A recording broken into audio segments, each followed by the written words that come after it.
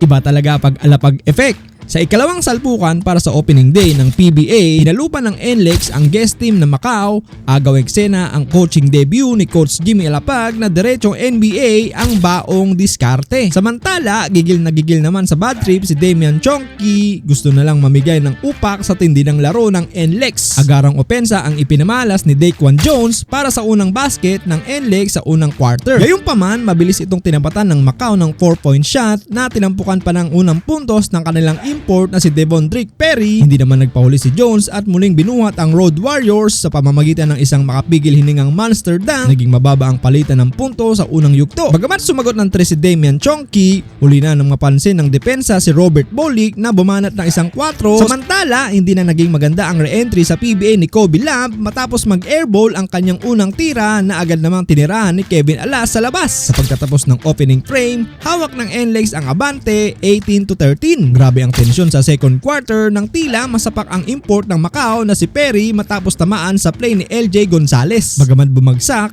pinagpaglang ito ni Perry at bumawi pa ng isang mid-range jumper. Agad naman itong sinagot ni Kevin Alas ng isang swerteng 4 mula sa Caloocan na sinundan pa ng swabing tira ni Daquan Jones. Sa huling 4 na minuto ng quarter, lalong uminit ang laro ng sagasaan ni Matt Nieto si Damian Chonky. Sanhi upang tumalsik si Chonky na hindi naman nagustuhan ng guard ng Macau, kaya binuweltahan nito si Nieto ng unsportsmanlike foul at muntik pang sugurin. Kundi lang naawat ni Perry. Pagkatapos ng gulo, humirit si Perry ng isang end-one play sabay flex ng muscle. Gayunpaman, mabilis rumisponde ang NLEX sa ilalim ng pamumuno ni Coach Jimmy Alapag upang isara ang first half sa isang crucial na run. Dahilan para lumaki ang kanilang lamang sa 9 points, 45-36. Nagapoy ang NLEX sa third quarter matapos magsanib pwersa sina Bolick at Jones para sa isang 9-0 run. Sinubukan pang isalba ni Perry ang kalaban sa kanyang tres na kumabanda ng 19 points at 13 rebounds. Pero unstoppable si Daquan Jones na umiskor ng 23 points at para iangat ang NLEX sa 23 points. Sakit sa ulo para sa kalabang coach ang bangis ng Alapag-led squad.